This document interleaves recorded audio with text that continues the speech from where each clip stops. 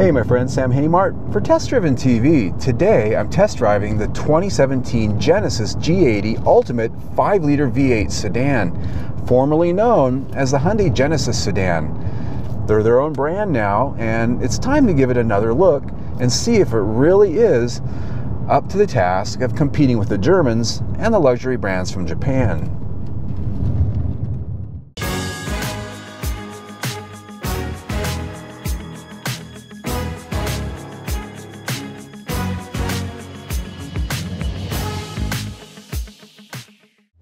Even though Genesis is an all-new brand for 2017, you're going to find this car very much identical to the Hyundai Genesis sedan that was out last year. Same fluidic sculpture 2.0 design, same Genesis logo here on the hood, and the same hexagonal grille. One thing I will point out here that's always worth noting is this big panel that you see here in the middle. You might ask what that is. That's for the radar equipment that's part of its many driver's aids. Headlights on this one, they are top of the line, the bi-xenon headlamps with the LED daytime running lights. Now wheels on this one, 19-inch wheels, one size up from the 18s that are standard on the G80. Down the side of the G80, the big thing you notice is its rear-wheel drive stance and silhouette. That's the long wheelbase you see and the big long nose that it has. It definitely says rear-wheel drive all over it. Out here at the back, a couple of details that I really do like the looks of. The quad tip exhaust. Now those are just trim elements, they're not the real exhaust pipes, but if you look in there, there are exhaust pipes sinking down inside there, but it is a nice look. And the other thing that's really cool here is the 5.0 emblem on the deck lid. 5.0, just like, oh, I don't know, Mustang. It definitely lets everybody know you spent up for the V8. And it's all framed together very nicely with some very handsome LED taillights. The interior of the G80 is 100% identical to the Hyundai Genesis sedan that did debut 2 years ago. Not a bad thing at all. It's got a lot of high quality materials. The trim combination in here is a nice mix of genuine open pore satin finish wood with real aluminum, and the vinyl and the plastics in here, we've got a two-tone thing going, which is a little bit of a dark brown plus in here the tan. Now this is available with gray, also with monotone black. In all versions, you get the same color wood, and it's a nice medium tone, and I think it really looks nice. I like these new satin finish woods. It's just a nice classy look, and it's a nice change from the glossy stuff that we used to have for so long. Now sitting here, very comfortable seating. They're heated and ventilated up front, full power. I've got memory over here for the driver, not for the passenger, but you've got a tilt and telescoping steering wheel that's also tied to that, as well as your side mirrors. Now sitting here, you actually have a pretty nice view over the hood because it is a long hood. You do get that sense of space and sense of grandeur with this car. You've got a nice big instrument cluster with a center screen that's got all the information you could ever want. The switchgears of a very high quality, a nice tactile feel. The center stack's very well laid out and very simple. Right up here in front, you've got a nice big spot for sunglasses or your phone. Your auxiliary USB ports, power ports are down there. Cup holders right here. This is a curiosity, and it's really sort of a, it's not as convenient as it looks. The butterfly doors here for the center console, I just prefer a regular open door. This isn't necessarily easier. It's kind of slick though, and it does sort of have a look of some of the other brands out there. Your rear seat passengers are going to be pretty comfortable back here, I think. It is one of the roomiest places in class, at least on the spec sheet. Legroom, headroom. Even with this large panoramic roof that's back here, plenty of headroom, and again, with this rakish roof line, not going to be a problem for most people. And I'm 5'9", I've got about 2-3 inches above my head. There's a fold-down armrest here, and we've got vents back here. Oddly though, no heated seats for this price, $55K in this price range. A lot of competitors out there are really putting that in there, and I do find that missing here.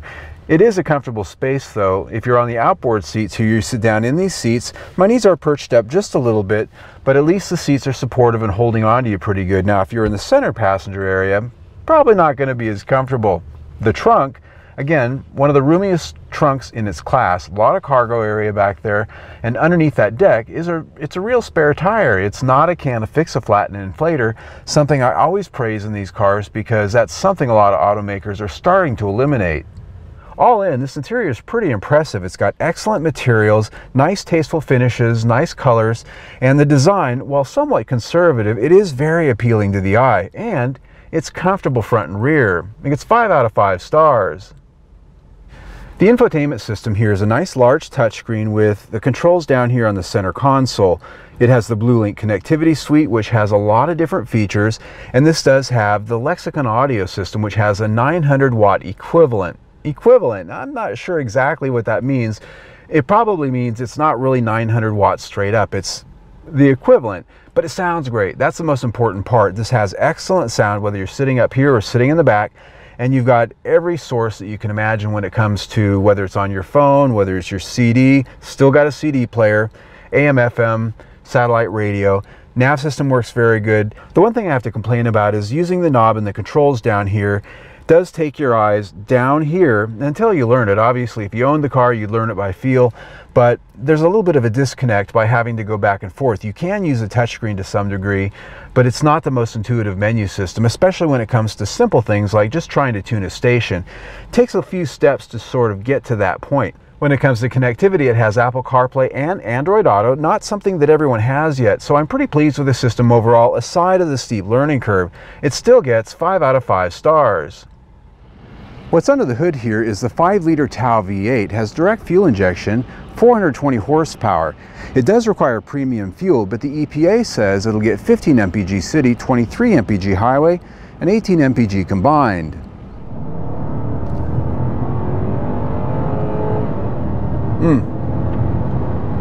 Woo! And speeding a lot. It's silky smooth. I mean, it's a V8, but it's got barely a grumble. As you can hear, it was just a very quiet, sort of refined, distant growl, I'd say, which is quite a bit different than what you're going to find in a Mercedes-Benz or BMW. They tend to have a little bit more bark, and way different from the muscle car thing that you get with like a Dodge Charger or even a Chrysler 300. This is a silk purse type of V8. Now, that's not to say that it's sedate. It's got plenty of power. I mean, it really delivers it. You know you're in a heavy car, but it really puts you back in the seat.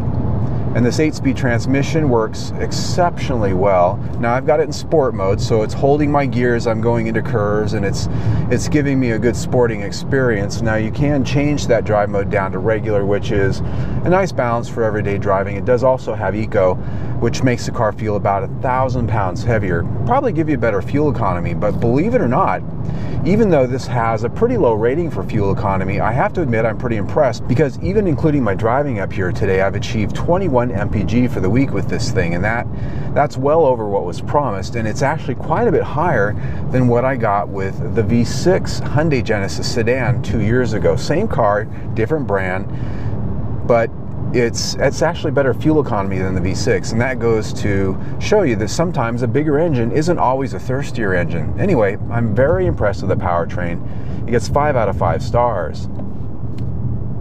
When it comes to handling, this car has all the specs that you're going to find on most of its competitors. A fully independent suspension, front and rear, double wishbones. You've got a 5-link suspension out in the back, and it's pretty well tuned for touring. Now, it's not a sport suspension like you might find in a Mercedes AMG or a BMW M. The brakes are pretty well sized, and they've engineered this for a good middle ground when it comes to the balance of handling, adhesion, and sport-like driving, and a nice ride. And I'm out here on a pretty windy road with a lot of bumps and ruts and things in it, and the car just isn't getting unsettled as I push it a little bit tight through some of these curves. It feels like it's a big car, mind you, but that was the seatbelt cinching me down and going, whoa, we're gonna have to tighten you up in your seat, Sam. So you can push it if you want, as you can see, and it doesn't hate it, but you definitely know you're driving a pretty heavy car around. And the upsize in these tires at 19 inches, a little bit more than the base 18 inches, is a nice touch. And the tire choice they've done here is pretty nice too. They don't make a lot of noise when you really push them. They just have a nice quiet scrub to them. Don't get a lot of body roll here as I go in and out of these curves, especially when I throw it in nice and tight like that. It's pleasant. And it's also balanced for a nice quiet ride, which it has. So chassis, 5 out of 5 stars.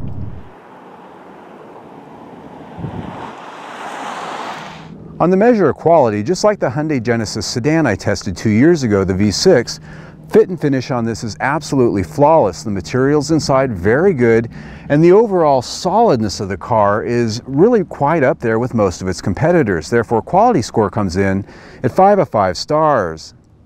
Even though we don't score safety as part of our test drive here, it's worth pointing out that this is an IIHS Top Safety Pick Plus. It scores good on their entire battery of tests, including that brutal small overlap test, and it's also got a superior level of crash prevention systems.